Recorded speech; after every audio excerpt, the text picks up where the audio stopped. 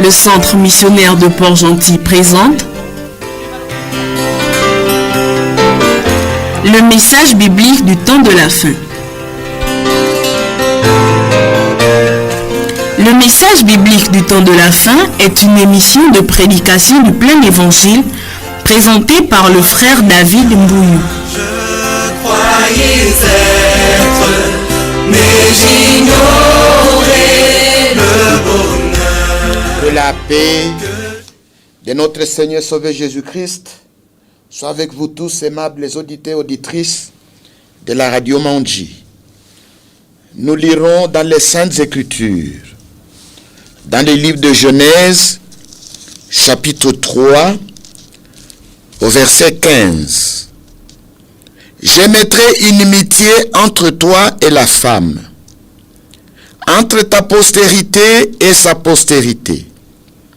Celle-ci t'écrasera la tête et tu lui blesseras le talon.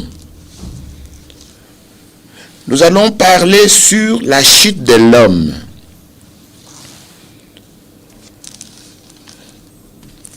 L'homme a été créé à l'image de Dieu,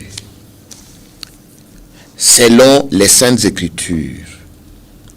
Et nous trouvons cela dans le livre de Genèse, au chapitre 1, au verset 26 jusqu'au verset 29. Genèse chapitre 1, verset 26. Puis Dieu dit, faisons l'homme à notre image, selon notre ressemblance, et qui domine sur le poisson de la mer, sur les oiseaux du ciel, sur le bétail, sur toute la terre, et sur tous les reptiles qui rampent sur la terre. Dieu créa l'homme à son image. Il le créa à l'image de Dieu. Il créa l'homme et la femme. Dieu les bénit, et Dieu leur dit, soyez féconds, multipliez, remplissez la terre, et l'assujettissez, et dominez sur les poissons de la mer, sur les oiseaux du ciel, et sur tout animal qui se meut sur la terre. Et Dieu dit, voici je vous donne toute herbe portant de la semence, et qui a la surface de toute la terre, et tout arbre ayant en lui du fruit d'arbre, et portant de la semence, ce sera votre nourriture. Dieu a créé l'homme à son image. Il a créé à l'image de Dieu. C'est pourquoi il dit, faisons l'homme à notre image. Et selon les Saintes Écritures, Dieu est esprit. Dans le livre de Jean, chapitre 4, au verset 24, il est écrit, Dieu est esprit. Aujourd'hui, beaucoup s'achoppent lorsqu'il est écrit, faisons l'homme à notre image. Ils pensent que c'est un pluriel numérique. Dieu est seul. C'est seul qu'il a créé. Et cela est écrit dans le livre de Job. Job chapitre 38, au verset 4. Où étais-tu quand j'ai fondé la terre? Dis-le si tu as de l'intelligence. Qui en a fixé les dimensions? Les sais-tu? Ou qui a étendu sur elle les cordeaux? Sur quoi ces bases sont-elles appuyées? Ou qui en a posé la pierre angulaire? Alors que les étoiles du matin éclataient en chants d'allégresse, et que tous les fils de Dieu poussaient des cris de joie. Beaucoup disent, lorsqu'ils lisent là où il est écrit, faisons l'homme à notre image, ils pensent qu'il y a plusieurs dieux qui, à l'origine, se sont mis à créer. Cela n'est pas biblique. Dieu était seul. Seul, il a fondé la terre. Comme cela est écrit dans le livre de Job, chapitre 38, à partir du verset 4. Il dit, où étais-tu quand j'ai fondé la terre? Seul, il a créé toutes les choses. Il a créé les êtres célestes avant la création de l'homme. Certainement, il s'adressait aux êtres célestes, aux anges. Lorsque il est question ici de fils de Dieu qui poussaient des cris de joie, alors que Dieu créait, comme cela est écrit dans Job chapitre 38 au verset 7, il dit alors que les étoiles du matin éclataient en chants d'allégresse et que tous les fils de Dieu poussaient des cris de joie. Quand Dieu créait toutes choses, il avait d'abord créé des êtres célestes, des anges. Et après, quand il créait maintenant les choses terrestres, il était déjà entouré des anges. Ce sont ces anges qui éclataient en chants d'allégresse. Ce sont ces anges qui poussaient des cris de joie. Lisons dans le livre d'Ésaïe, au chapitre 6. Vous verrez qu'au ciel, ce n'est pas un endroit calme. Il y a toujours des cris de joie, des louanges, d'adoration. Ésaïe chapitre 6, à partir du verset 1. L'année de la mort du roi Osias, j'ai vu le Seigneur assis sur un trône très élevé, et les pans de sa robe remplissaient le temple. Deux séraphins se tenaient au-dessus de lui. Ils avaient chacun 6 ailes, 2 dont ils se couvraient la face, 2 dont ils se couvraient le pied, et 2 dont ils se servaient pour voler.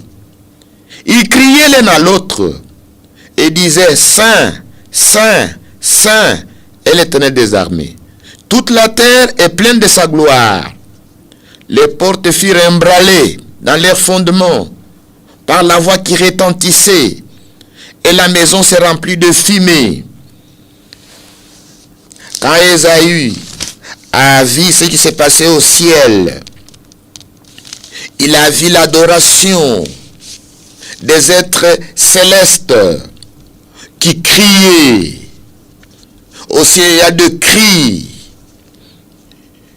Ils criaient l'un à l'autre. Et les portes furent emballées dans leur fondement par la voix qui retentissait. C'est pourquoi nous comprenons que lorsque Dieu créa l'homme à son image, il y avait des cris de joie, des êtres célestes, des anges. Nécessairement, il s'adressait à ces êtres célestes qui étaient autour de lui. Dieu est esprit. Selon Jean chapitre 4, verset 24. Et le premier homme qu'il a créé était également un être spirituel. Genèse chapitre 2, au verset 5. Aucun arbuste de champ n'était encore sous la terre, et aucune herbe de champ ne germait encore, car l'Éternel Dieu n'avait pas fait pleuvoir sous la terre. Il n'y avait point d'homme pour cultiver les sols. Au chapitre 1er, Dieu crée l'homme à son image. Mais c'était un homme spirituel. C'est pourquoi au chapitre 2, La Bible parle de ce qu'il n'y avait pas d'homme pour cultiver le sol. Parce qu'un homme spirituel ne peut pas cultiver le sol. Et l'homme, il était un être spirituel. Parce que Dieu est esprit. Comme il est écrit dans Jean chapitre 4, au verset 24. Le premier homme était spirituel. Il n'était pas en mesure de faire le travail de la terre. Maintenant, au verset 7, l'Éternel Dieu forma de la poussière de la terre. Il souffla dans ses narines un souffle de vie, et l'homme devint un être vivant.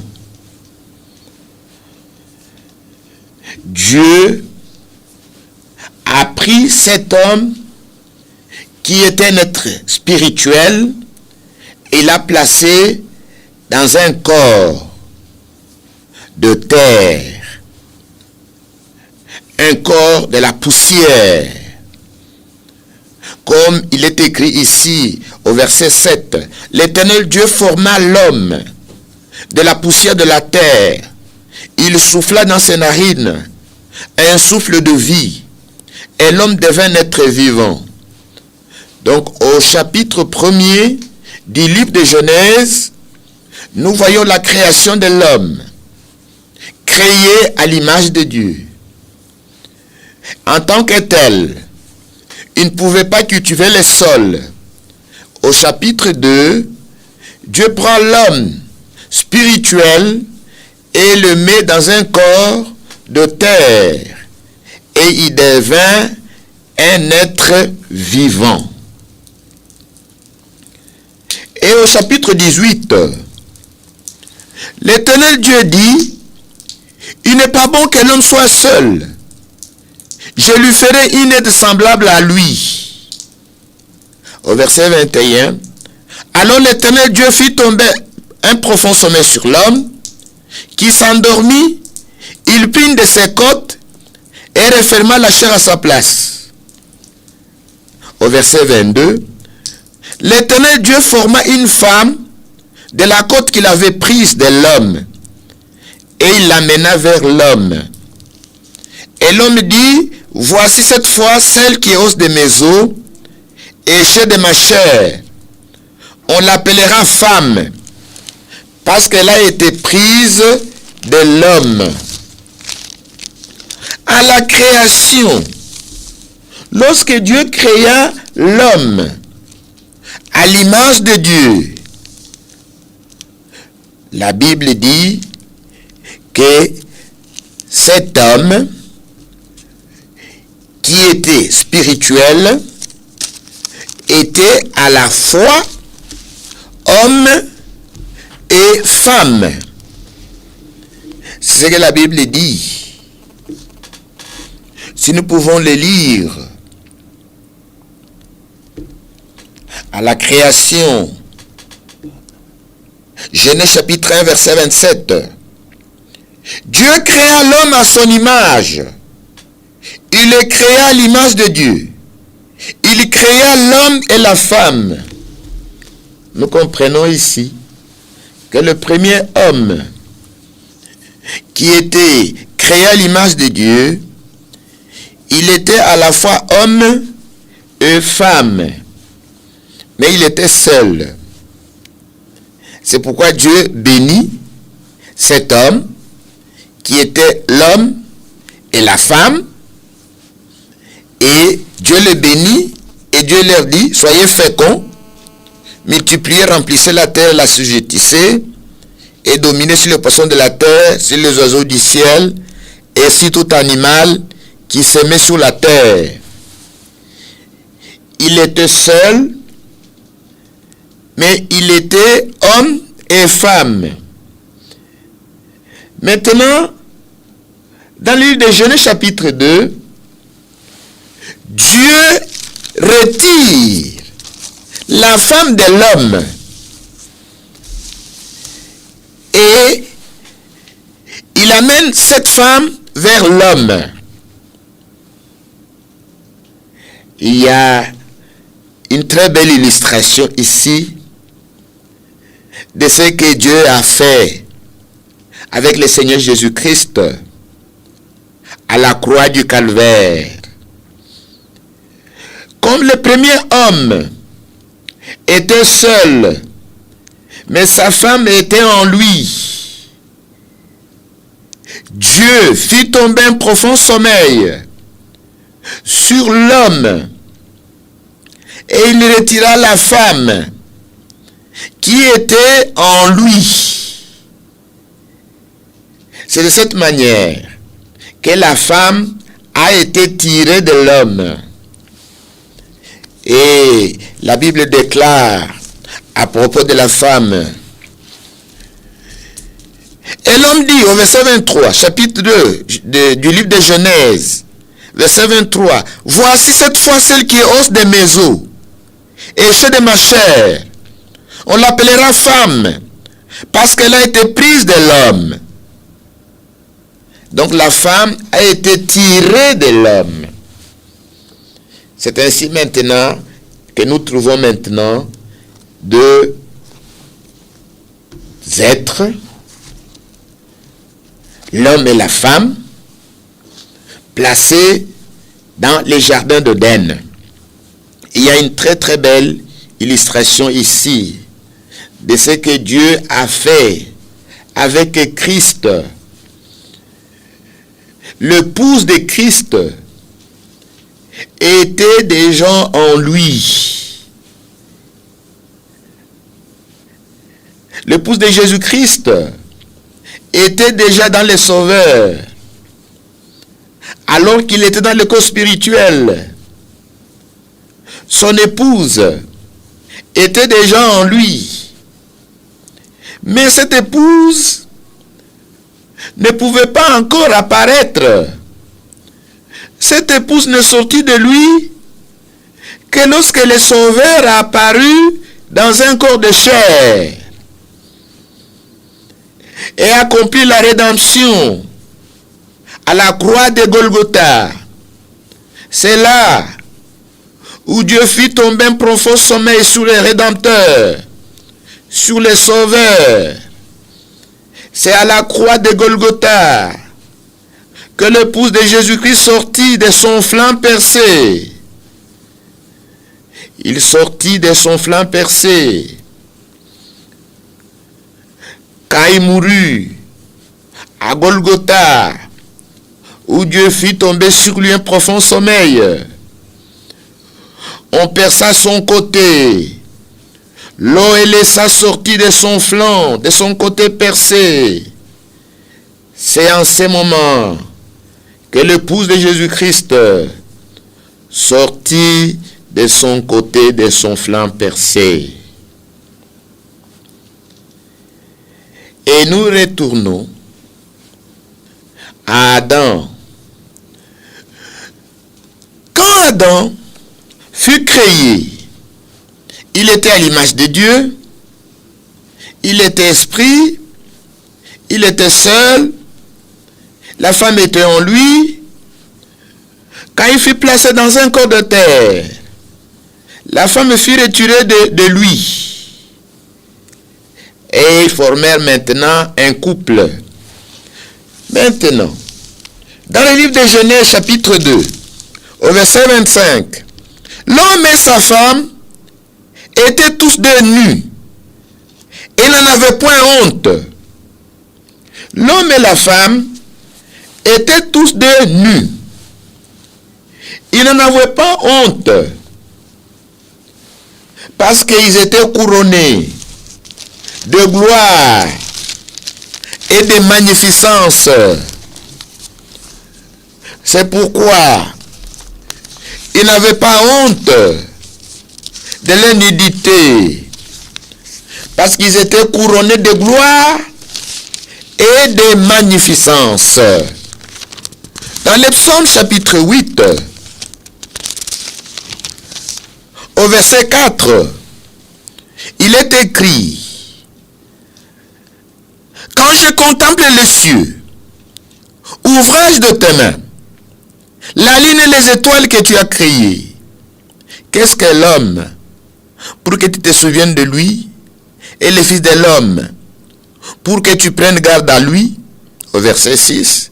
Tu l'as fait de paix inférieur à Dieu, et tu l'as couronné de gloire et de magnificence. Tu lui as donné la domination sur les œuvres de tes mains. Tu as tout mis sous ses pieds, le brebis comme les bœufs, et les animaux des champs, les oiseaux du ciel et les poissons de la mer, tous ceux qui parcourent les sentiers des mers. Éternel notre Seigneur, que ton nom est magnifique sur toute la terre. L'homme et la femme étaient tous des nus, mais n'en avaient point honte. Pourquoi? Parce que Dieu l'avait couronné de gloire et de magnificence. Dieu l'avait fait de paix inférieure à Dieu. Et Dieu lui avait donné la domination sur les œuvres de ses mains. Tout était mis sous ses pieds. Le brebis, le bœuf, les animaux des champs, les oiseaux du ciel et les poissons de la mer, tous ceux qui parcourent les sentiers des mers, étaient sous la domination de l'homme. L'homme et la femme étaient tous les deux nus, mais n'en avaient point honte. Oui, ils ne connaissaient pas la honte, parce qu'ils étaient couronnés de gloire et de magnificence. Maintenant, dans le livre de Genèse, au chapitre 3, à partir du verset 7, pour bien comprendre, nous commençons à partir du verset 1, Genèse chapitre 3. Nous parlons maintenant de la tentation et de la chute de l'homme. Le serpent était le plus rusé de tous les animaux des champs que l'Éternel Dieu avait fait. Il dit à la femme, Dieu a-t-il réellement dit, vous ne mangerez pas de tous les arbres du jardin? La femme répondit au serpent, nous mangeons du fruit des arbres du jardin. Mais quant au fruit de l'arbre qui est au milieu du jardin, Dieu a dit, vous n'en mangerez point et vous n'y toucherez point, de peur que vous ne mouriez. Alors, le serpent dit à la femme, vous ne mourrez point. Mais Dieu sait que, le jour où vous en mangerez, vos yeux s'ouvriront, et que vous serez comme des dieux, connaissant le bien et le mal. La femme vit que l'arbre était bon à manger, et agréable à la vue, et qu'il était précieux pour ouvrir l'intelligence. Elle prit de son fruit, et en mangea, elle en donna aussi à son mari, qui était auprès d'elle, et il en mangea. Nous voyons ici la tentation. Lorsque le serpent s'approcha d'Ève et lui proposa la satisfaction de la chair, la convoitise de la chair et la connaissance. Ève avait répondu convenablement à la question du serpent. Il avait répondu exactement, il retenait exactement ce que Dieu leur avait dit, mais n'avait pas la conviction dans ce que Dieu leur avait dit. Parce que nous voyons que le serpent propose à la femme l'intelligence, la connaissance. Et nous voyons la femme qui regarde à l'arbre. Et la Bible parle que l'arbre était bon à manger pour satisfaire la chair, la satisfaction de la chair. Bon à manger, agréable à la vue, c'est-à-dire ce qui suscite la convoitise de la chair, est précieux pour ouvrir l'intelligence. La femme de l'homme était à la recherche de la nouvelle connaissance, de la connaissance. Alors que ce que le diable, au travers du serpent, avait proposé, était contraire à la parole de Dieu. Dieu a dit, vous ne mangerez pas à l'arbre de la connaissance du bien et du mal. Mais le serpent lui dit, mangez, vous aurez l'intelligence, vous aurez la connaissance. Et elle s'arrêta à regarder. Et lorsqu'il regarda, la Bible dit, elle vit que l'arbre était bon à manger. Donc, la satisfaction de la chair, agréable à la vue. Donc, cela a suscité la convoitise de la chair. Et précieux pour ouvrir l'intelligence, la connaissance.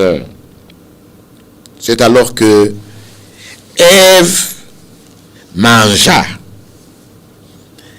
Et après avoir mangé, au verset 7, les yeux de l'un et de l'autre s'ouvrirent. Ils connurent qu'ils étaient nus. Ayant cousu des feuilles de figuier, ils s'en firent des ceintures. Les yeux de l'un et de l'autre s'ouvrirent. Ils connurent qu'ils étaient nus. Après la tentation, vint la chute. La chute est venue par quoi? La chute est venue par la séduction. C'est ce que la femme a répondu à Dieu. Et l'Éternel Dieu dit à la femme, au verset 13, « Pourquoi as-tu fait cela ?» La femme répondit, « Le serpent m'a séduite et j'en ai mangé. » Le serpent m'a séduite et j'en ai mangé. Nous comprenons par la suite que Ève a été séduite par le serpent lors de la tentation. La première des choses, le serpent réussit à faire douter de la parole de Dieu et va douter de la parole de Dieu. Pourquoi? Parce qu'elle a vu que l'arbre était bon à manger. Elle a regardé la satisfaction de la chair, agréable à la vue. Cet arbre a suscité la convoitise de la chair, précieux pour ouvrir l'intelligence. Ève est à la recherche de la connaissance. Et c'est ainsi qu'elle est tombée dans la séduction. Tous ceux qui lisent les Saintes Écritures savent, lorsqu'on parle de la séduction, de quoi il s'agit en fin de compte. Exode chapitre 22, verset 16. Si un homme séduit une vierge qui n'est point fiancée et qu'il couche avec elle, il payera sa dot et la prendra pour femme. Lorsqu'on parle de la séduction, il est question de la fornication. Si un homme séduit une vierge qui n'est point fiancée et qu'il couche avec elle, donc nous comprenons que Ève a été séduite. C'est ce qu'elle déclara à l'Éternel. Le serpent m'a séduite. Et dans les Saintes Écritures, si un homme séduit une vierge qui n'est point fiancée et qu'il couche avec elle, donc Ève a été séduite et coucha avec celui qui l'avait séduit. Celui qui l'avait séduit, c'est le serpent. C'était la fornication. C'est cela la transgression. C'était la fornication qui était la transgression. Et Paul rend la chose claire sur ce qui s'est passé dans le jardin d'Éden à la chute.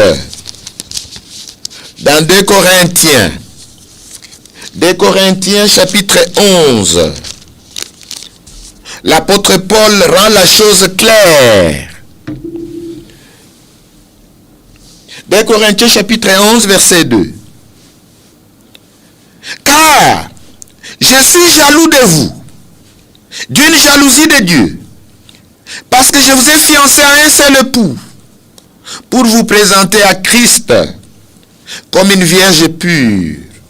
Toutefois, de même que le serpent séduisit Ève par sa ruse, je crains que vos pensées ne se corrompent et ne se détournent de la simplicité à l'égard de Christ. Lorsque Paul parle de l'épouse de Jésus-Christ, de l'Église qui sortit de Jésus-Christ, lorsque Dieu fit tomber un profond sommeil sur Jésus-Christ à la croix du Calvaire et fit sortir son épouse de son flanc, de son côté percé. Cette épouse, c'est l'Église de Jésus-Christ, qui est fiancée à Jésus-Christ. Et ici, Paul se rapporte à ce qui s'est passé au commencement dans le jardin d'Éden. Il dit, je suis jaloux de vous, d'une jalousie de Dieu, parce que je vous ai fiancé à un seul époux, pour vous présenter à Christ comme une vierge pure.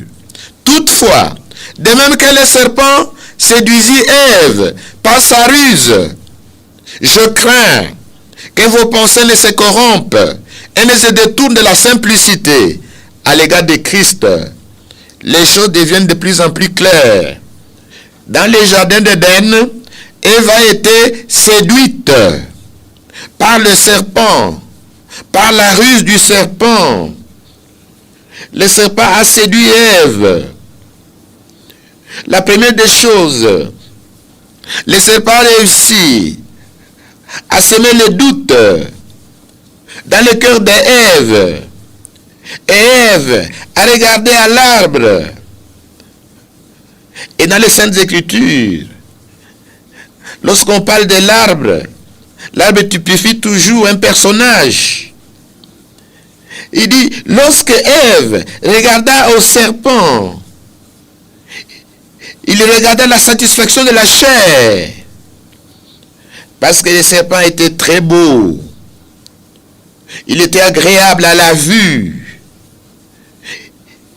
Cela suscitait la convoitise de la chair, la beauté, la convoitise de la chair. Et le serpent avait dit à Ève, Dieu sait que le jour où vous en mangerez, vous serez comme des dieux pour la connaissance du bien et du mal, la connaissance. Alors Ève fut séduite et s'est rendue coupable de transgression. Dans 1 Timothée, chapitre 2, au verset 14, la Bible nous enseigne, à partir du verset 13, car Adam a été formé le premier, Ève ensuite, au verset 14, et ce n'est pas Adam qui a été séduit, c'est la femme qui, séduite, s'est rendue coupable de transgression.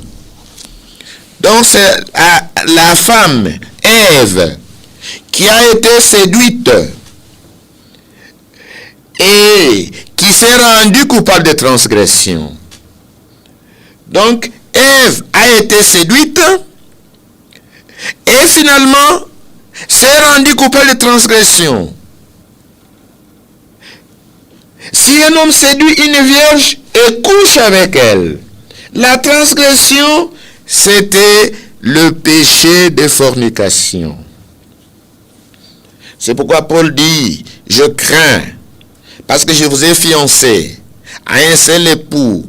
Je voudrais vous présenter à Christ comme une vierge pure. Donc Ève, qui était vierge, a été souillée par le serpent. Et le serpent était une bête. Le serpent a souillé Ève. Elle s'est rendue coupable de transgression. C'est par le péché d'impudicité que la chute est venue. Quand nous lisons dans les livres de Genèse, vous verrez que les péchés qui est lié à la convoitise de la chair, c'est toujours les péchés d'adultère. Genèse chapitre 39. Ici, nous parlons de l'histoire de Joseph lorsqu'il était en Égypte. Genèse chapitre 39, verset 9. Pour bien comprendre, nous pouvons lire à partir du verset 7. Genèse chapitre 39, verset 7. Après ces choses, il arriva que la femme de son maître porta les yeux sur Joseph et dit, couche avec moi. Il refusa et dit à la femme de son maître, voici mon maître ne prend avec moi connaissance de rien dans la maison. Elle a remis entre mes mains tout ce qui lui appartient. Il n'est pas plus grand que moi dans cette maison. Il ne m'a rien interdit, excepté toi, parce que tu es sa femme. Comment ferais-je un aussi grand mal? Et pécherais-je contre Dieu? Et au verset 14, elle appela les gens de sa maison et leur dit, voyez, il nous a amené un Hébreu pour se jouer de nous. Cet homme est venu vers moi pour coucher avec moi, mais j'ai crié à haute voix. La femme de Potiphar avait beaucoup de convoitises sur Joseph, parce que Joseph était beau, de figure. C'est alors que la femme de son maître voulait coucher avec Joseph. Donc nous comprenons que ce n'est pas la convoitise de la chair, la satisfaction de la chair et la recherche de la connaissance que la femme s'est rendue coupable de transgression. Le péché est entré par le péché du sexe. Le péché du sexe. Joseph dit ici que c'est un grand péché, c'est un grand mal. Le péché du sexe est un grand mal. Comment ferais-je un aussi grand mal?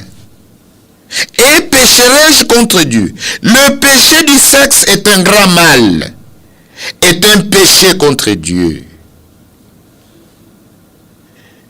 C'est pourquoi, au jour du jugement, les saints jugeront le monde. Ils jugeront les autres péchés.